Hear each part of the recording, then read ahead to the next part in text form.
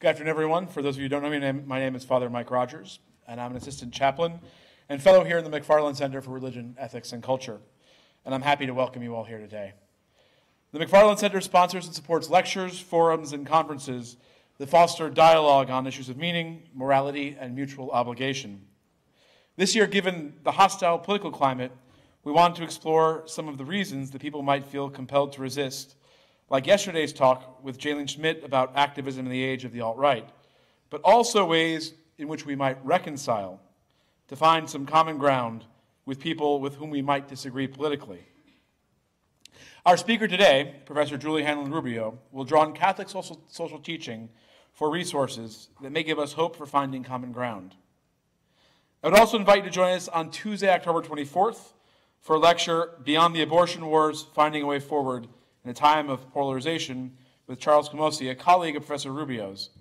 Both talks are part of the Deitchman Family Lectures on Religion and Modernity. Julie Rubio, our speaker today, is Professor of Christian Ethics at St. Louis University, one of my alma maters. I am a proud Billiken. Don't ask me what that is. Her book, Hope for a Common Ground, Mediating the Personal and Political in a Divided Church, is the winner of the 2017 College Theology Society Book Awards and the 2017 Catholic Press Association Book Award for Faithful Citizenship. Professor Rubio's research focuses on family, feminism, and religion in public life. Her other books include A Christian Theology of Marriage and Family, Marriage, Readings in Moral Theology, Family Ethics, Practices for Christians, and most recently, Reading, Praying, Living Pope Francis's The Joy of Love. She is currently working on a project titled Catholicism, Gender, and the Family. Please join me in welcoming Julie Hanlon Rubio.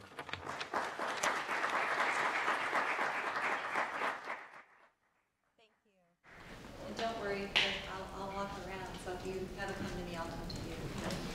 Thank you for having me here at Holy Cross. I went to college here in New England. When I first came to my school in the fall of 1983. I'd never been here before. I just read about it in books, but it was where I wanted to be. From Tampa, Florida, that was what I was inspired to be. But I haven't been back here in quite a while, but I always love the opportunity to come back. I'm going to talk about some controversial things today because that's kind of what I do. So when people ask me what I do, like if I meet them at a party and I say theology, and sometimes they hear geology, and sometimes I just kind of let that go. That's more comfortable for them. But then sometimes I say theology, and then they kind of like get this look in their eyes like, I think I'm going to maybe not talk to you. And then sometimes if I'm feeling punchy, I say I teach everything controversial, which is true. I teach sex and gender and faith and politics and war and poverty and all that. And then they're like, oh, I think I see my friend over there. And I'm standing by myself. But sometimes they actually are like, wow, and they jump right in. And we have a really good conversation. So today, I'm betting, I'm hoping that if you're here, that you are interested in some of those controversial issues and also perhaps interested in common ground. Maybe tired of the division that plagues us, maybe even heartbroken by it, especially as it exists turn this on. In families and the church. Right? And so we're going to talk about some of the issues that divide us. I'm going to start by laying out what those are, and then suggest that we might have more common ground than we think, talk about how to build common ground, bring up a pretty serious counter-argument, I think, and then try to wrap things up. I'm pretty conscious that I'm talking about common ground at a time when a lot of people don't want to talk about common ground. Right? It's kind of an unpopular time to be waving a common ground flag. And I want to be conscious of that as I speak. I'm not leaving my book behind. I still believe in building common ground, but I think we have to be conscious of the context. I'm coming here from St. Louis. In St. Louis, we are in the midst of protests that are reminding us of the kinds of protests that were transformed our city in the fall of 2014 after the death of Michael Brown in Ferguson, which is just up the road from SLU, where I teach. And in 2014, actually, those protests were protests came to our campus, and our campus was occupied, what we call Occupy SLU, for a period of time. It changed us. Well, by the time they left, we had enacted something called the Clock Tower Accords, because where they occupied was by this big clock tower on campus, which promised a bunch of things to move SLU forward in the, toward more racial justice in particular. And many of those same students are now involved in the current protests, which are around something called the Stockley verdict, where a man who was killed by a police officer, a black man, the police officer was just tried and acquitted. And so there are protests every day, #ExpectUs, because they show up in different places every day. So in the midst of those struggles, it's not a popular time to be talking about common ground. And I just want to keep that in the background of all of these remarks. And I want you to have that in the background too. I want to be clear that I'm not suggesting that we will solve all our problems by meeting in the middle and holding hands. Right? And if this talk and if this project isn't adequate to those struggles, I think we need to push farther. And I hope if you don't think it's adequate to those kinds of struggles in that context, that you'll push me farther in the Q&A. Right? So let me begin with polarization. This election, this last election, was one that divided America and it divided Catholics.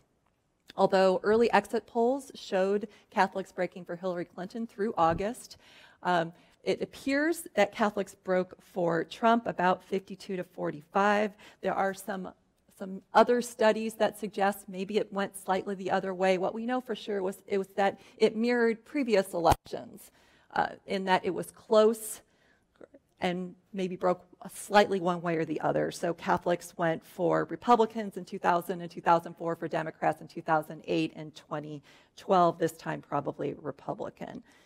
The Catholics mirror the nation in this, and they are divided along party lines almost exactly the way the nation is. So the nation right now is about 44% Democrat, 37% Republican, 18% independent. It's exactly what Catholics are. So you can look and see more progressive religious groups that are more Democrat and more conservative religious groups that are more Republican. Catholics are smack in the middle. Right? Our disapproval rates right now of the president also mirror those of the nation, about 56 to 38%. That is way different from, say, white evangelicals who are very, very supportive of President Trump. So we break as the nation breaks, right? And our conversations do too, right? In other words, there's not a space of common ground in the church that is somehow different from what's going on in the nation, right? Before the election, there was lots going on, some of you may know, in the Catholic blogosphere about voting. And people ask questions like, is it a sin to vote for Hillary Clinton? Can a good Catholic vote for Donald Trump? And many of my friends, my theologian friends who take these things seriously, and other Catholic geeks that I hang out with online, were really upset about this election and wondered how they could really vote, and many of them didn't vote for either one. Right? So it was a dividing time. Right?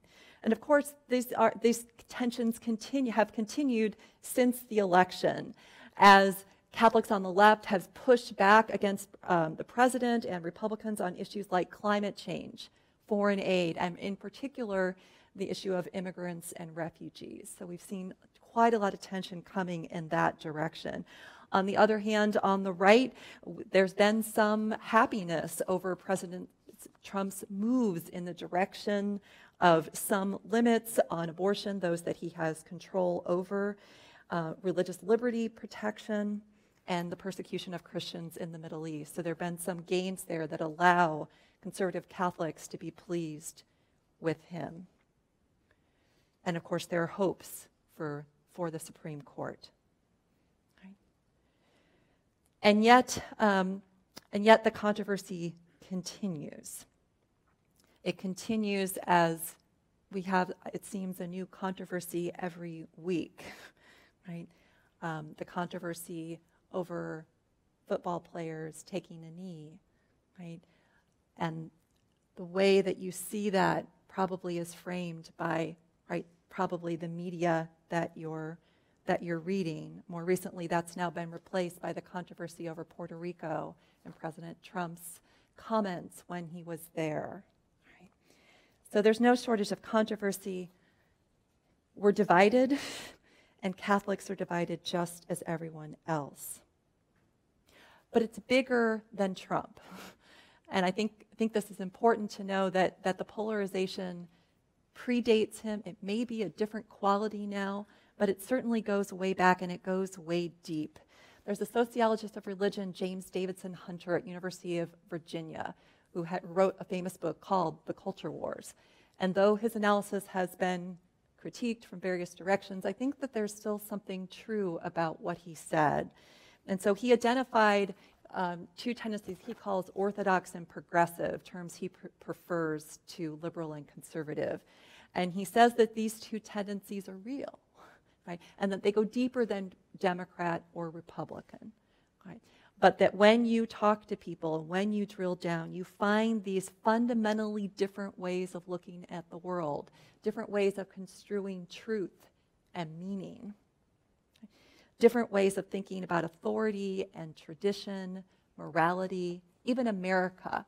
We could think, for instance, of a more traditionalist understanding of what it means to be patriotic, what it means to be a good American, and affirm the country's superiority to other countries, and the respect that the country as country deserves, and how that's linked sometimes to respect for God. On the other hand, we can contrast that to a more critical patriotism that sees dissent and protest as fundamentally American. Both groups are claiming that they're American and patriotic, but they mean very different things by it. Now, Hunter allows that this debate, this orthodox progressive thing, is more concentrated among elites. So your professors, no, and media people and other people in politics, right? Those people are particularly invested and particularly divided. But he still says, but it filters down and it shapes our thinking and our sense of what's possible. So it's significant.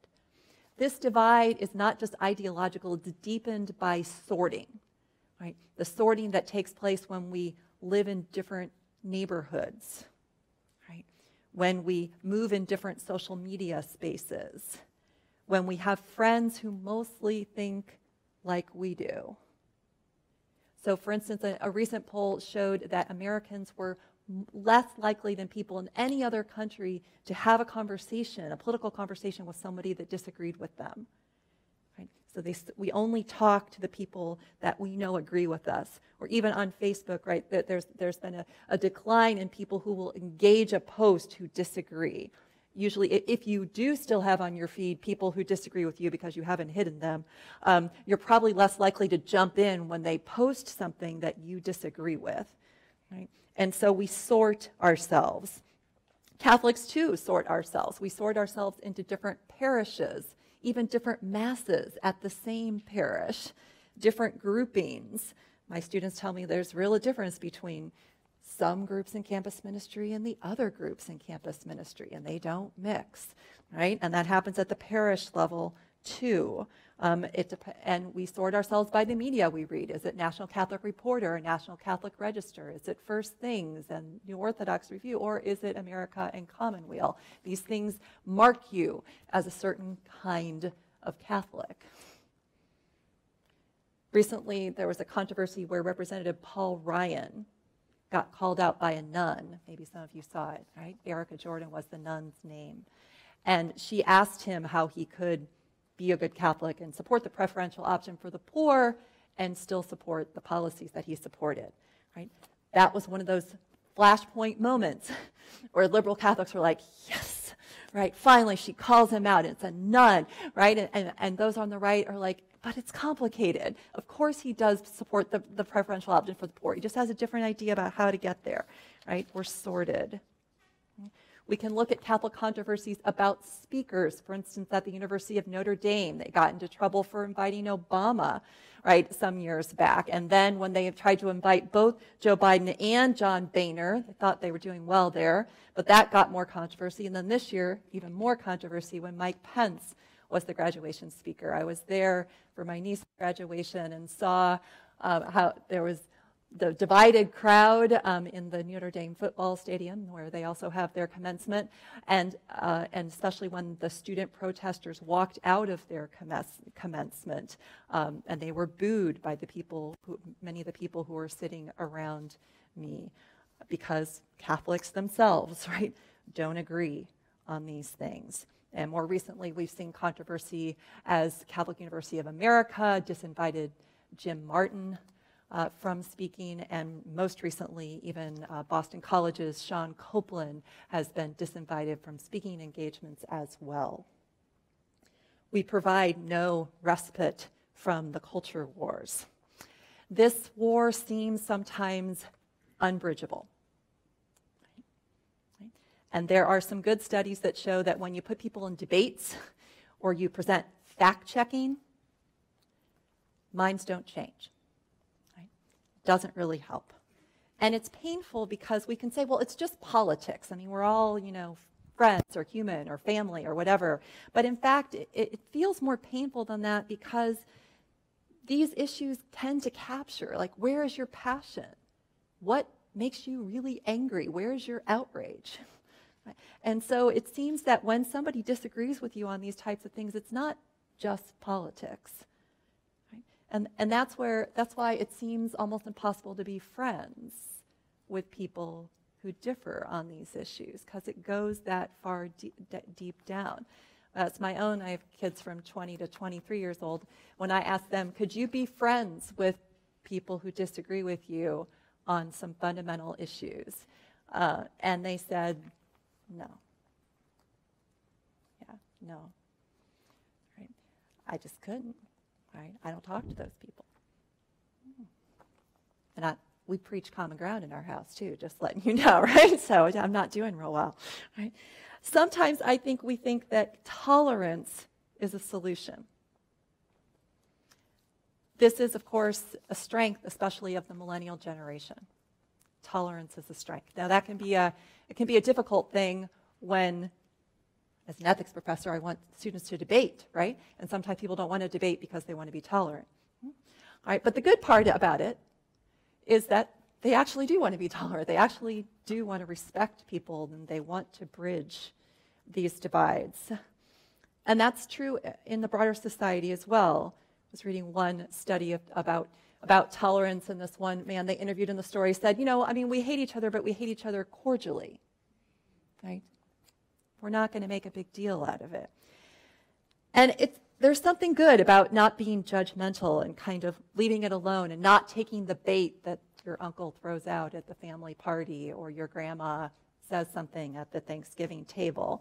And there's a way in which you kind of leave it alone. You kind of say, well, how about, we say in St. Louis, how about those cards? How about those Red Sox, Patriots?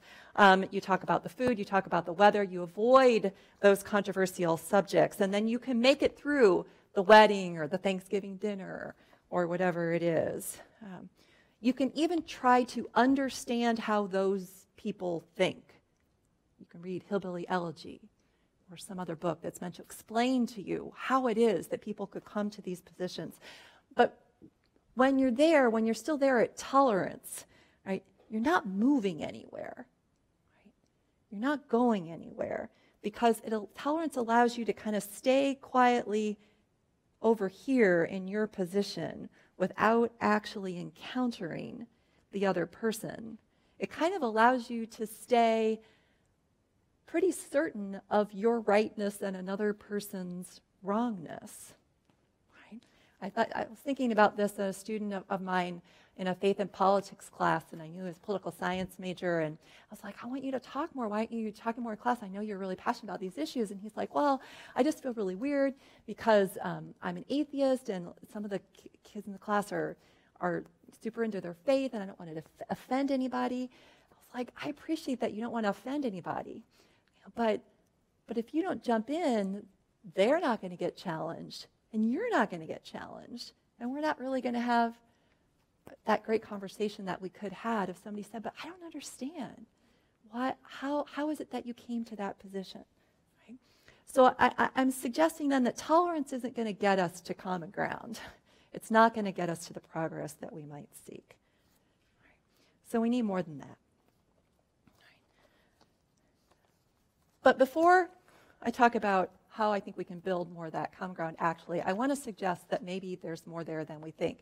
This is important to me because I think that if we think that we are hopelessly divided, if Hunter's is right about these tendencies, then I'm not sure people are going to get on board with a common ground project. I mean, if it's that bad, why even try? So I think it's important to establish that there is more common ground than we think. So a counterweight that I like to James Davison Hunter's work is Alan Wolfe, who teaches at Boston College, his work on called One Nation After All. And in that work, he and his team went around interviewing people, middle America people, and asking them questions about morals and things like that, kind of like Middletown a couple decades back.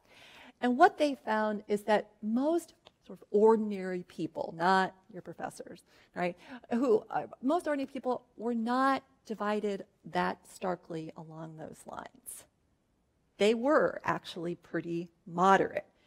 In fact, they had to sort of make up new categories for them. They wanted to say, well, these people are more modern and these people are more traditional. And they had to say, no, they're like modern traditionalist or traditionalist modernist or something like that. Because people would say to them, yes, I really do believe that there are these things that they're truths that are real, and they shouldn't, and they're not just made up. Ethics isn't all situational. But then they would say, yeah, but there might be exceptions in certain places, right? And so they're more moderate than what we would necessarily think. They were not divided into orthodox people who only believe that there are these enduring truths that you can never question, and progressive people who have none of that, right? They were more moderate than that. And they were also more focused on smaller and local issues than larger political issues. And they didn't like the fact that politicians were loud and boisterous and way too sure of themselves. Right? They thought that was too much and that people ought to just calm down and focus smaller and get along. So the moderate middle tells us something. Not everyone is outraged. Not everyone is all over here or all over there. That's important to know. There is a desire for moderation and balance out there. Second, even polls, which might suggest more polarization, don't capture everything. So the polls that we tend to have out there are, more government or less. Choose, right? Roe v. Wade, yes or no, right? These kinds of questions do show us polarization. They do. But they don't capture the complexity of people's views. To get to that, you have to dig down, and then you have to look at particular issues, and on what issue more government, and what kind of more government, right? Then you get more complexity. On Roe v. Wade as well, when given the chance to characterize themselves as pro-life, pro-choice, or both, in one study, most people chose both, right? Because the polarized categories that we have from this elite culture war framework are not really adequate to where people are. This is especially true for younger voters, especially true for millennials, who are more likely to be independent, who are less tied to institutions, less invested in the battles of previous generations. So I think particularly if we're looking at younger Americans, it's more complicated than what the polls show us. Let me give you an example. So taking the issue that I've written the most about, marriage and family, right? It seems that this would be an issue in which it would be harder to find common ground, right?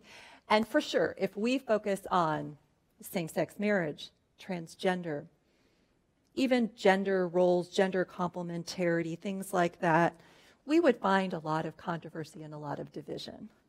And that's why I've spent most of my career actually avoiding those kinds of issues. It's my next book. But I've done a good job of bracketing those issues. And this is why. Because I wasn't sure how much progress I could make writing about those issues. But what if I shifted the frame? What if we talked about, for instance, a lot of data that we have about the difficulties that single parenthood and divorce raise for children, right? Not to condemn these things, not to make anything illegal, right? Not anything like that, but just to say, here are some problems that are raised. Family instability is a very big deal. There are conversations that are happening around those issues. Catholics largely aren't invested in those conversations, but they could be. Could we think more about, for instance, the effects of family violence, which affects 30% of families? I don't think there's controversy about that. Could we talk more about the infidelity that affects 15 to 20% of families? There's a little bit of controversy about that over here on the edges, but not very much, right? Most people agree on those kinds of things, and we could do a lot more to work on them. Or even, could we talk about the fact that when we know that right now family instability is very much concentrated in those who have less education and less money. If we know that having more money gives you more stability and allows you to maintain marriage in a different kind of way, can we then talk about the need for jobs with just wages as a common ground issue that would unite people who are on the left and on the right, a family values issue, a social justice issue, right? If we shift the framework, we can see more common ground. Right? Right. So how do we develop more? Right. I have an unlikely starting point, I think, but this is crucial to my thinking on this issue. I think that acknowledging sinfulness is a great place to start. Now, I admit that I am more into sin than maybe a lot of people my age, but I grew up in a Catholicism where sin was not really emphasized. It was the 70s, it was sunsets, it was flowers. Nobody talked to me about sin or confession or anything like that.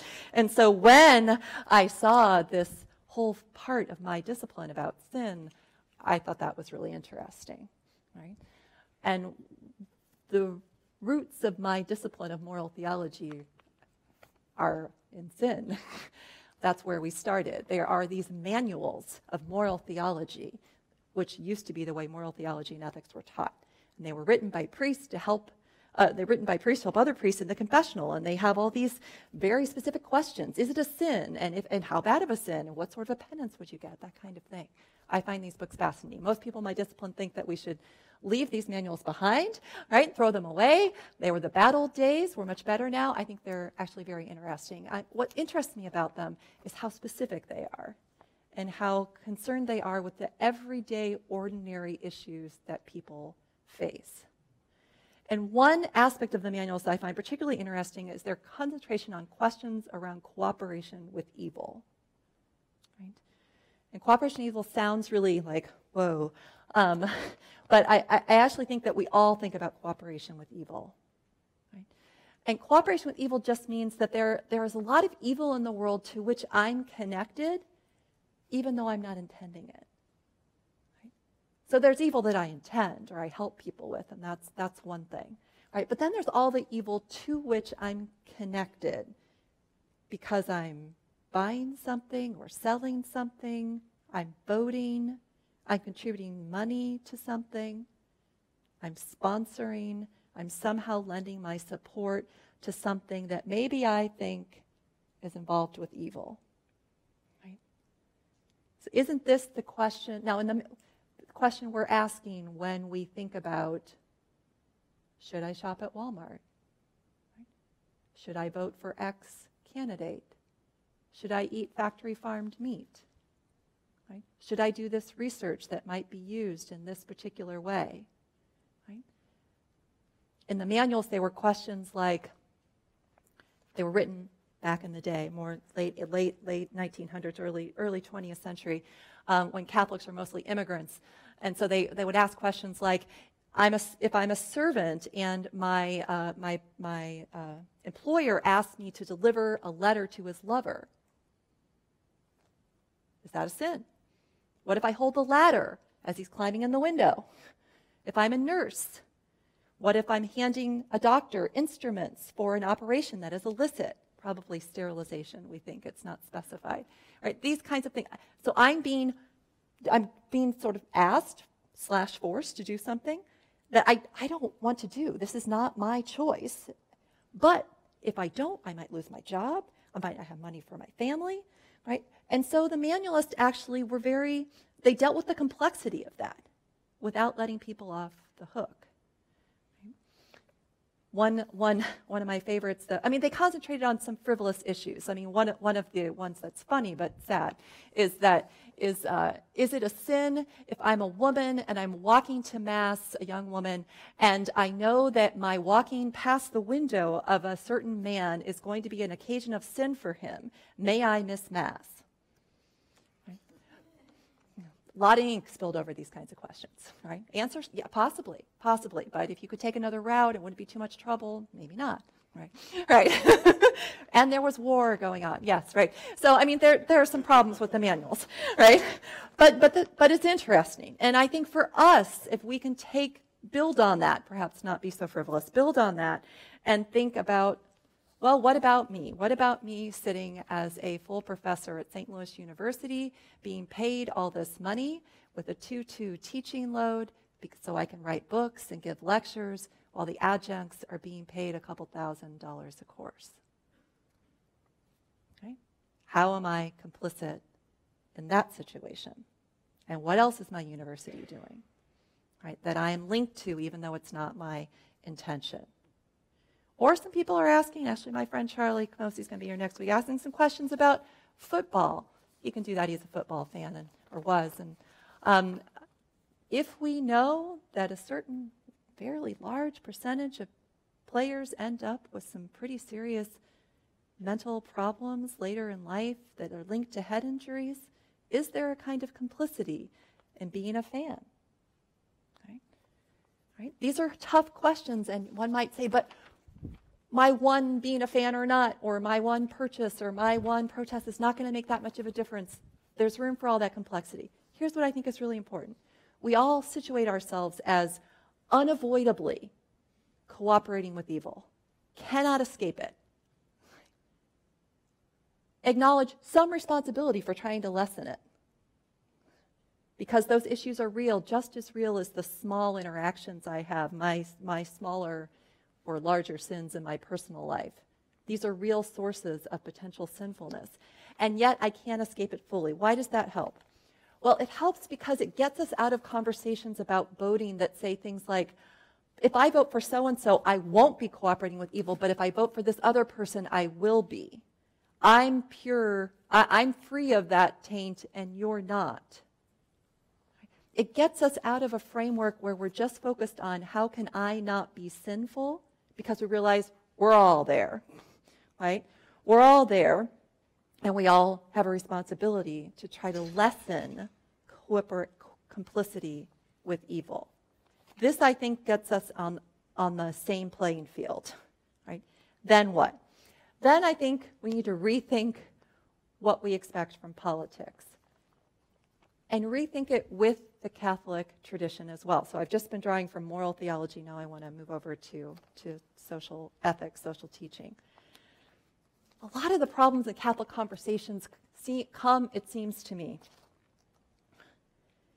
from false expectations and hopes for politics. So I don't want to say, give up on politics. I'm not saying that. I was a poli-sci major. I believe in politics, right? And actually, I think we need to approach it with hope. I mean, one of the things that I love when Pope Francis came to the U.S. and he spoke to Congress, and he did that thing that Francis likes to do, which is he talked to them as if they were doing what he wants them to do, but even though they weren't. But he said, politics is an expression of our compelling need to live as one. Can you imagine? Congress, their compelling need to live as one, in order to build as one the great common good, that of a community which sacrifices particular interests in order to share in justice and peace its goods, its interests, its social life. I know it's difficult, but I encourage you in that effort. That's what he said to them. Our need to live as one. Perhaps a little idealistic, right? But he wanted them at least to think about it that way. At least think about politics as being toward common good rather than toward their particular interest. When my political science majors come into faith and politics class, they say, oh no, Dr. Rubio, politics is about pursuing your interests. I said, well, Catholic social teaching, it's not. It's about common good. All right, so we start there, and it's worthy, and it's good, right? And then I think it's important that we also know that it is absolutely okay to bring faith into the public sphere. This is part of Catholic social thought as well. Right? Philosopher John Rawls at Harvard, a long time ago, wrote a famous book, right, about justice, in which he suggested that people should go behind the veil of ignorance. Imagine that I don't know, am I black or white, female or male, rich or poor, and then make decisions. But there's been a whole lot of critique of Rawls that has suggested that's impossible. Right? It's impossible for me to leave all that behind, and to try to do that is just probably to be dishonest. Better to bring what you are into the public sphere, sit at the table, and hash it out. Right? Now, it doesn't mean I get to win every time. That's not the way the system is set up, but I can bring it. Right? I can bring it. I can say, I support X policy about the environment because of my beliefs in creation, because I read Laudato Si. I can say I believe in this policy because I believe that each person is created in the image and likeness of God, and that is okay, right? So we can bring it. But there's the other part. We've got to take pluralism seriously, and this is all there in the Catholic tradition, but somehow forgotten. That pluralism, I think, is memorably put in John Courtney Murray, the great Jesuit thinker's book, We Hold These Truths. And he talked about how he was really the one who made a bridge for Catholics to participate in contemporary American politics and paved the way for John Kennedy to be accepted as a Catholic president. And he said, look, Catholics, like everyone else in America, can accept government as a good and worthy goal. Government is good. It's not terrible. But by good government, we don't mean that we're going to create the kingdom of heaven on earth. We mean a little less warfare, a little more dialogue, a little progress. Good government has modest goals. Worthy goals, important. We wouldn't want to not have it, but modest goals. So we have these goals, but we know that pluralism exists, and in the United States, we're never getting beyond it. We have different truths, different histories, different traditions that divide us. And so what a good goal for us is to be what he called a people locked in argument. That's a good goal. Because to argue with somebody, you have to share some common premises, first of all. And we have some, he argued, in the United States. We have certain things that we all agree to. If we can agree to those things, then we can argue. Imagine, right? If you don't want to argue with somebody if you don't agree on anything, you can't even argue. Right? So we can argue together, and that's a good thing, and we can still have civility. We can argue for the things that we want, and we can't expect everything. Right? So my students in faith and politics tend to like this when it applies to people on the other issues. Right? But when I say, okay, now I want you to write a paper in which you think about how you would draw these lines with one issue over here and one issue over there, that's a lot harder. Right? But Murray was saying modest expectations across the board. Right? Not the kingdom of heaven.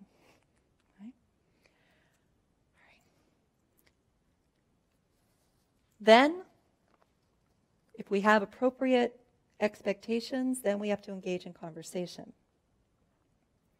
Charlie, I didn't know Charlie was coming next week. I'm stealing some of his material here, but I'll try to make that personal. The conversation that we need to have is, I think, difficult conversation, for sure. And I steal from my friend Charlie his steps for difficult conversations: humility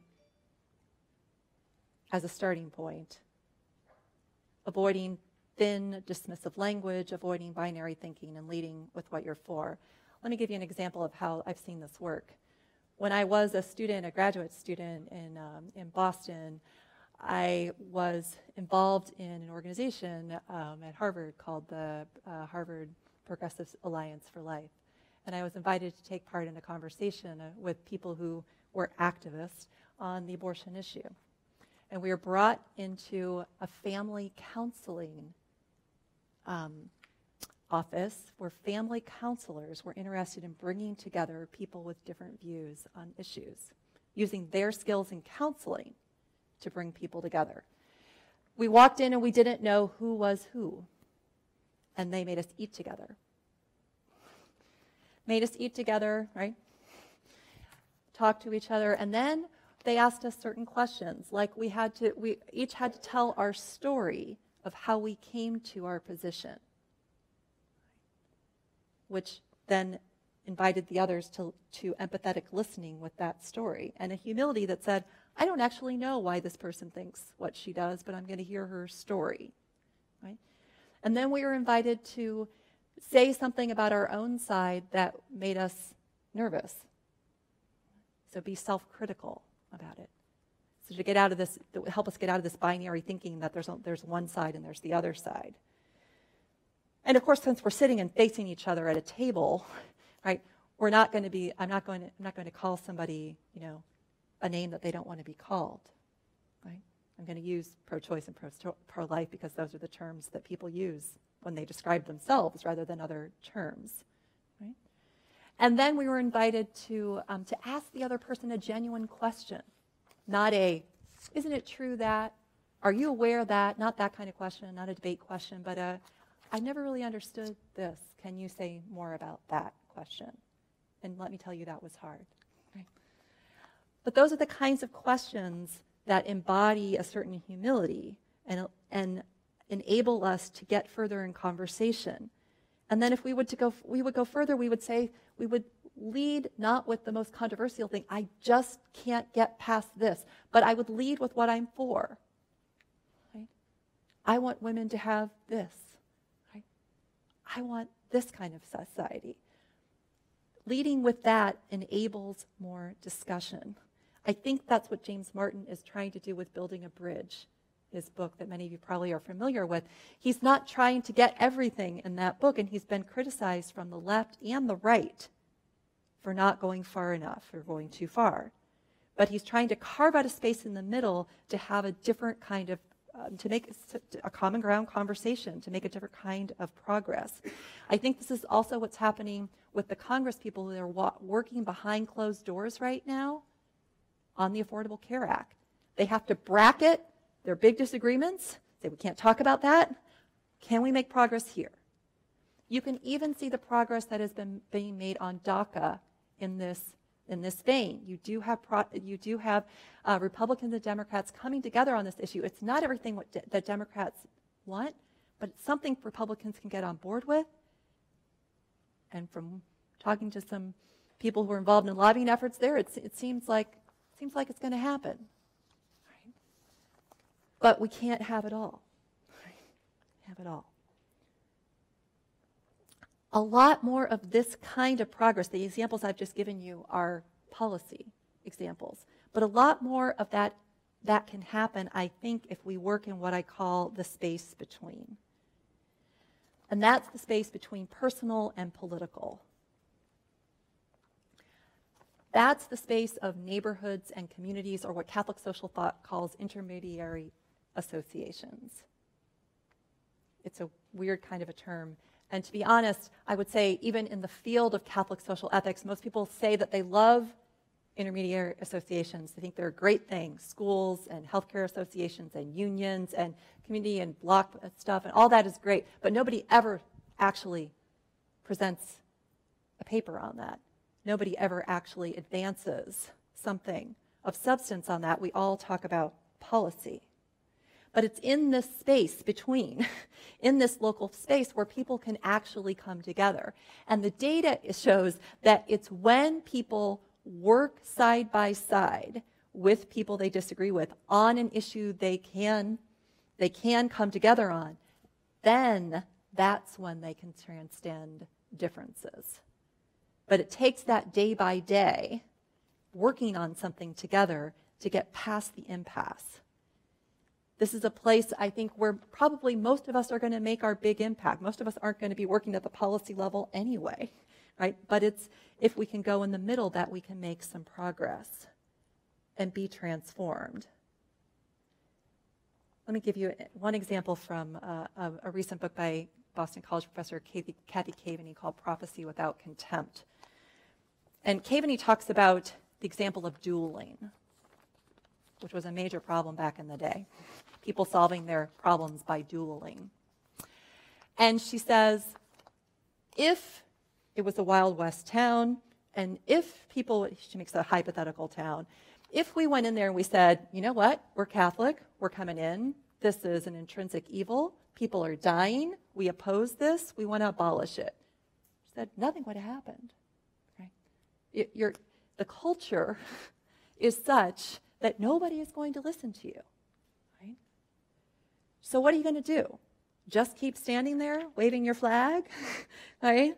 No dueling, intrinsic moral evil? Or are you going to do something? And so what she suggests is what would have to happen, and she's reading Aquinas here about how these kinds of things have to happen, is that you would have to start working at the ground level. And you might be able to go in there and start saying, could we have some rules for dueling? Maybe we could have some limits on dueling. Maybe we could get people to agree to that. Certain things are excessive. Certain things shouldn't happen. Right? And then maybe can we go in culturally and start to have conversations, bring up some alternatives, show some examples of people who have solved their problems in different ways, and slowly raise the more fundamental issues of human dignity. Right? And then slowly transform culture from the ground up. Right? That's, she thinks, a way that you might make actual progress. Similarly, right, if we look at an issue like poverty, we might think that we should, as Catholics or as other people who are politically concerned, wave our flag and say, we believe in comprehensive immigration reform and open borders. We believe in minimum wage of $15 an hour for everyone. And that might be important in certain situations. But you might make more progress if you started at the local level and you had people come together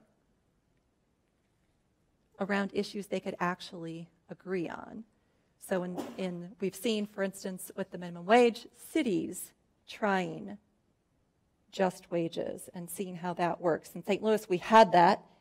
Judge took it away, and now individual businesses are saying, we still pay that. Patronize us. Well, we can patronize them. That's a small-scale solution. Perhaps it builds, right? And then perhaps the nation is ready to entertain more comprehensive reform. What Caveney is trying to do is suggest that we can't say that's not Catholic because we're not going for the whole thing, because that's not how politics works. It's not how politics works.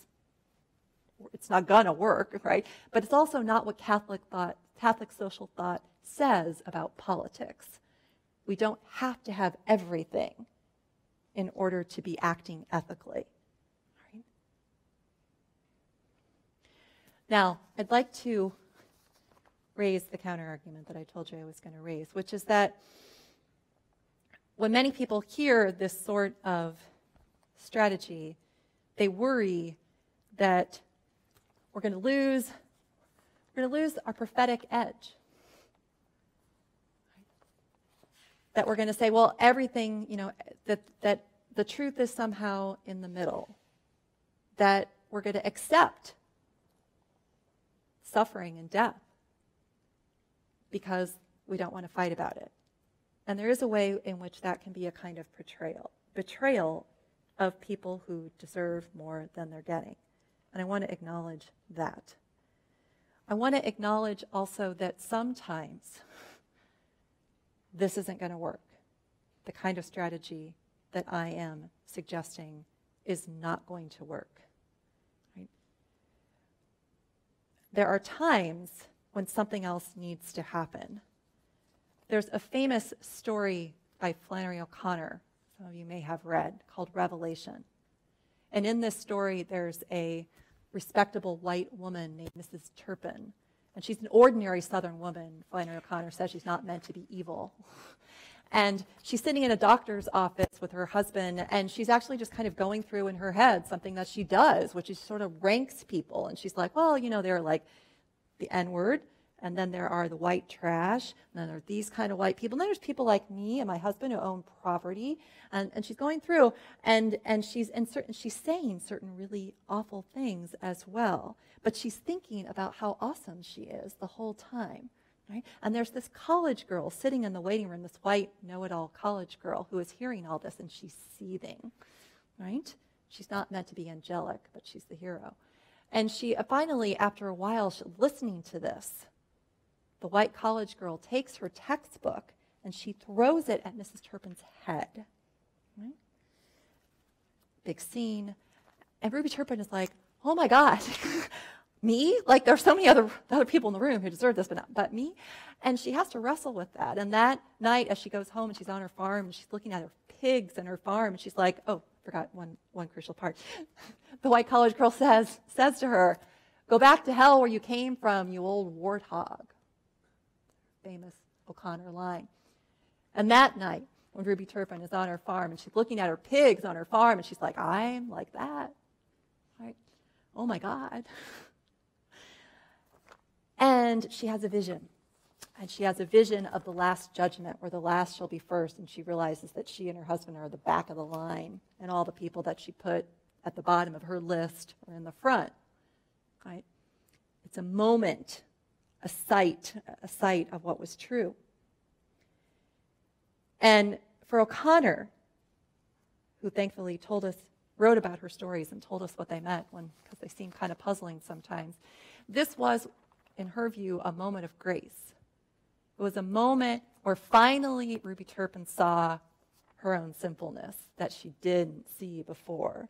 But it took being hit in the head with a book, right, for her to see it. Right?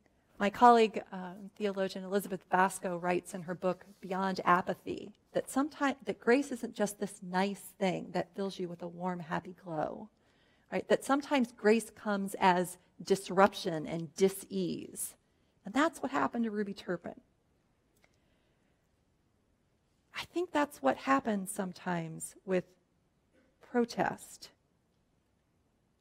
and nonviolent resistance, or somebody yelling at you when you're saying the wrong thing. That can be a moment of grace, a disruptive kind of grace.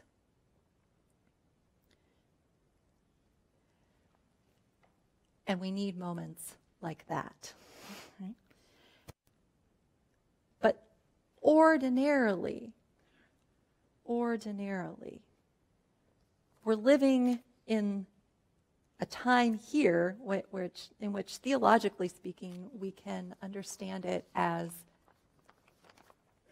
between earth and heaven, between heaven and earth. And in that time,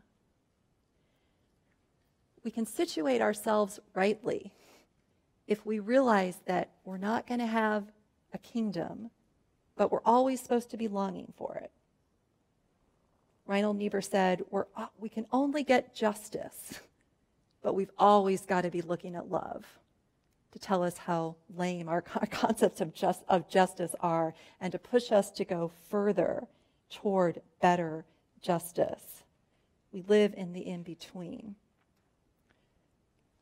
Theologically, the work of human beings is to take part in God's project of bringing the kingdom about.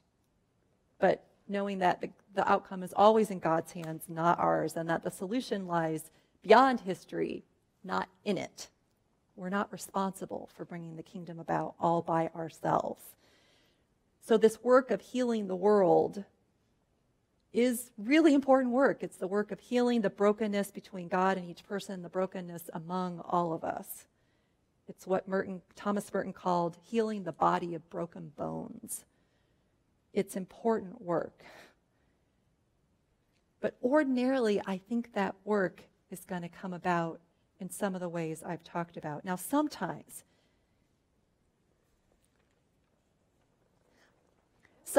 though, in order to get to that kind of solidarity, in order to get to that healing, we're going to have to be vulnerable to those interruptions of grace, to the grace of dis-ease, to the grace that comes when someone blocks a street or takes a knee, cancels a concert, protests in some way, and shakes us out of our complacency.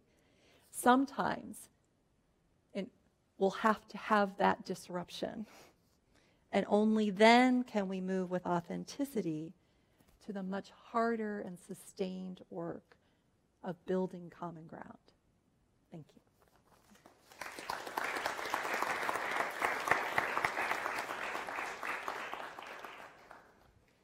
I think we have time for a few questions now. If anybody has a question to ask, please. Yeah. Just picking up on the last thing that you said with regard to prophetic action. I was thinking at the moment that you said that a problem with what you're presenting as common ground is that it's only a strategy to eventually get what we, my group, want. And we're all smart enough to figure out that the other side is doing that too, and the cooperation doesn't last too long. And so there's a bottom line here that is different than what most people would expect it to be. I can't go into the fight with my agenda of either policy or intermediary organizational stuff that needs to be accomplished. I've got to go in, as you just said, open to those disruptive moments. I've got to go in looking for common ground as priority number one, wherever that common ground might be built. Am I right about that? If I go in with too clear an agenda that I'm sure is right, then the whole work of common ground is going to be lost on me. I'm just going to be constantly trying to outflank the others who are trying to do the same thing to me. Thank you. Thank you for the question. So is it just a strategy? And it shouldn't be just a strategy. I think that it can't be just a strategy that we're hiding behind, right? As I'm really trying to get everything I can. So sometimes that's the way this is presented. You go for half a loaf and not the whole thing, but then you eventually hope to edge your way in. It's a wedge. Sometimes I think that is perhaps a part of what we're doing. We hope that with a small step towards more health care, we will eventually get to more health care, because we're really convinced that health care for all is a good thing. And yet, I also want to be conscious that there are arguments out there that I may not have heard, and that I may be hearing so much from my side about why this particular plan works that I might not be conscious of the problems that will come up. And so I do go open and humble in order to listen. I don't think that means, again, that every solution is here. But there is a humility. I am just struck again and again in my own research, as I'm sure many of you are. I mean, things seem really clear, and then you read this other perspective, and it's, oh, I always learn. Like, I always find out stuff that I didn't know. Right? And I have to think that if we're really going to make progress on some of these big issues, and there really are deep, good divides, that it's probably going to come with some movements toward common ground. Right?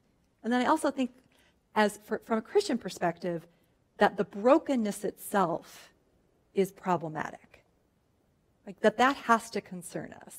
That the goal can't just be to smote the enemy, right? You want something more than that ultimately. Okay. Yeah, that's helpful. I saw another hand here. Questions? Yes.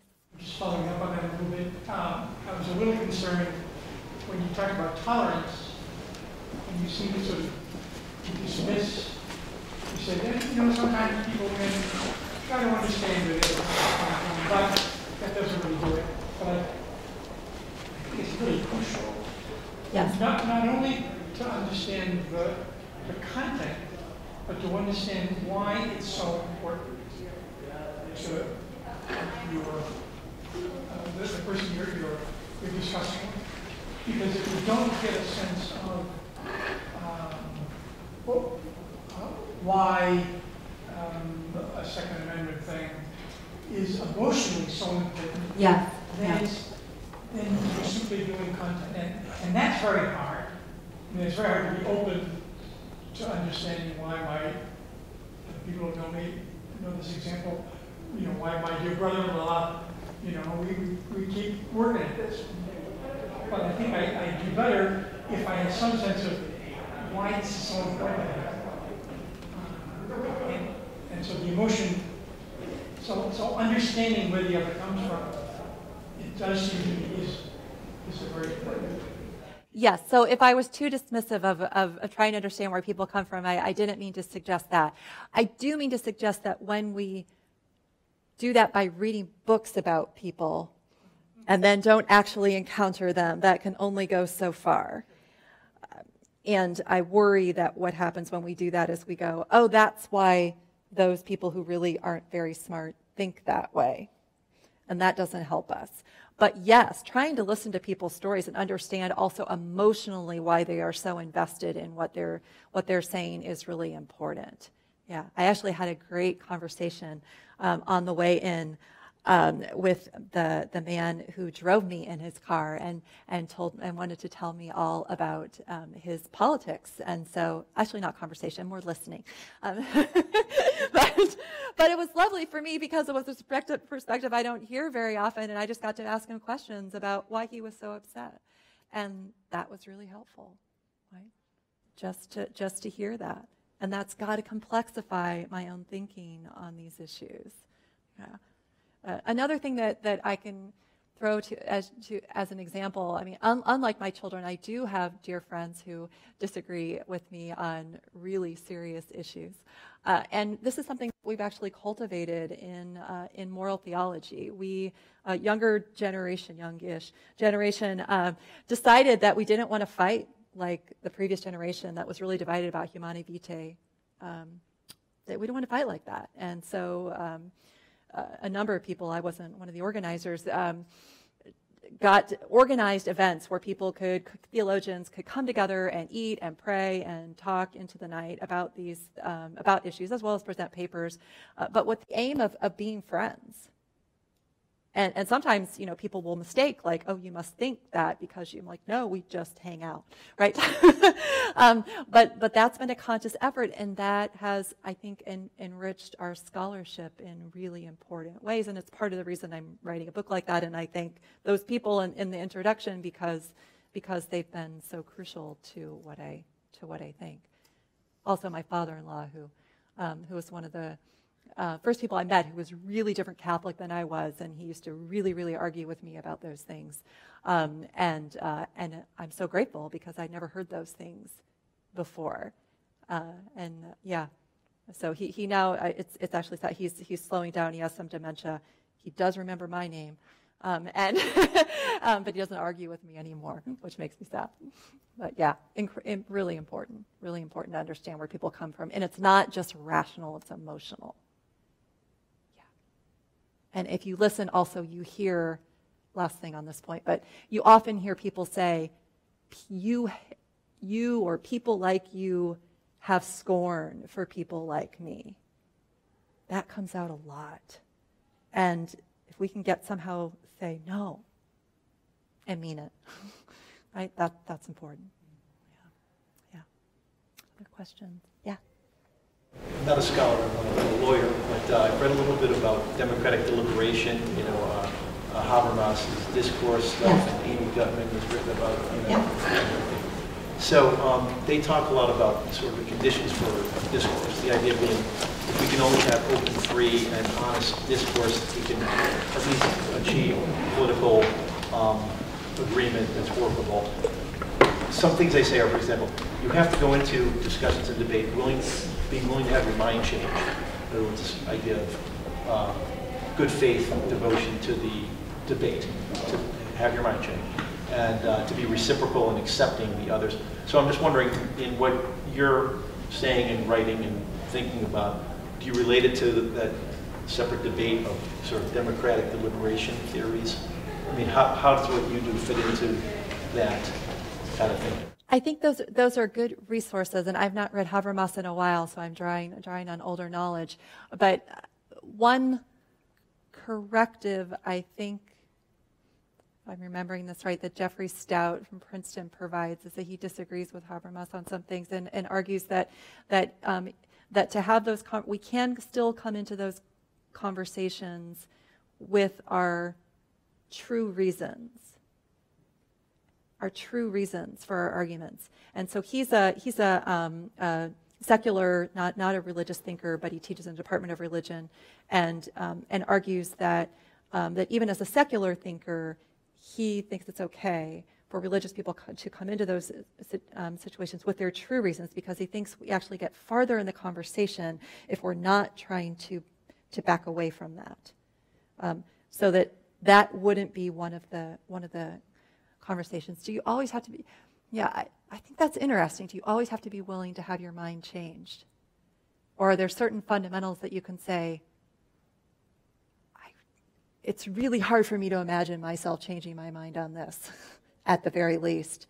And yet I still want to talk to you about how we can make progress, not on this, but on this. I mean, and part of that too is some would say if you bring in a preconceived notion that this is a moral imperative, there's no debating this is just the way it has to be, that's almost a precondition that, well, so you really can't participate in discourse. So it gets into how much religion can you bring into the polemic Yes. there, you know, and I think some theoreticians say people should be able to bring it in, put it on the table as long Yes. as it's an honestly felt position, and give your reasons for it. You have to be able to articulate your reasons. Yes, I think that's important. Yeah, you can't just say, you're right.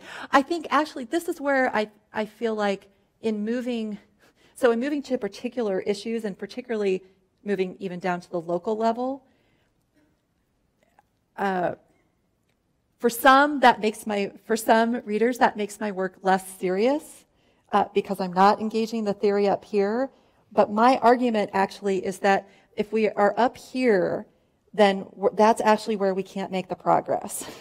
And it's down here where we can bracket the theory disagreements and the big disagreements, and then we can say, but can we still move here? I'm just convinced that there's so much more progress that we can make in that sphere, right? Yeah, but thank you for that. To go back to Habermas. We have time for one more question. Right. Is there anyone who hasn't asked a question who would like to? No? Yeah. Thank you so much for your wonderful lecture. I was really interested in your emphasis on intermediary associations, and you were just talking about Jeffrey Stout, and if I'm remembering correctly from this book, which I read a really long time ago, I think he talks a lot about soccer and the kinds of connections that he makes in his community through soccer as an intermediary association, and the kinds of practices and really moral dimensions to engaging with other people across sports and things like that. But I'm thinking too about a lot of the sociological research that's talking about the decline of civil society groups and civic organizations, and I would imagine you would think of that as a challenge to this space and what it can do for us. I'm just curious how you think about that, and does that worry you, and how do we get around that problem, I guess? Right, so that there are a lot fewer of these kinds of intermediary organizations, especially those that bring together people with differing beliefs. Yeah, I think that is a challenge. I think there still are those possibilities and spaces. I mean, I'm even thinking of in a more targeted way. One organization I've been involved in St. Louis is called Voices of Women. It's an organization that arose in an area of town called Midtown. And it started out with women just meeting like church ladies, kind of, ladies group at a church. And then, but they grew, and they grew in their concerns. And they started really wanting to get together to make progress in their neighborhood, and poor neighborhood. And they eventually became a 501c3, and they became Voices of Women. And they now have a grocery store and a food desert where people pay different amounts based on how much they earn, and they have dreams of having a secondhand shop, and they have a savings and loan, essentially, where both children and adults get match savings accounts, so they're learning how to save, financial literacy, all that kind of stuff. These are the kinds of things they're doing. Interesting, especially like the savings and loan. That's something that Catholic parishes used to do. So Catholic parishes used to have these kinds of intermediary associations that actually lifted people up. Whenever I talk about Voices of Women, everybody likes it. Right? I mean, people on the left like it because it's empowerment, but I've talked about it with people in St. Louis who are libertarian. They like it. It's because it's empowering in a different way. And I would imagine that if I could get more Catholics in St. Louis interested in helping Voices of Women, that would be way more interesting than what we're doing with food drives and clothing rooms and things like that, and we could actually help them make their neighborhood into something different, which is what they want. They're like, we're tired of doing that. We want to have businesses, and we want to have a grocery store. We want to have these things. We want our neighborhood to flourish. And so I mean, it's not the bowling league, but it's a kind of poverty work. It's not policy, but it's also not charity. And it's something else going on there, and that's where I see possibilities for, what if the Catholic banker and the Catholic social worker, and there all these different people with expertise and lawyer, and all these people came together and helped these women's project, which is theirs. They started, they run. That would be awesome work. So and sometimes it's hard, I think, to think about what would these things look like just because our imagination is stymied by the polarization. But I think the possibilities are there. Right? Okay. Ruby, please join me in thanking Professor Rubio for their wonderful. Thank you. Thanks for coming.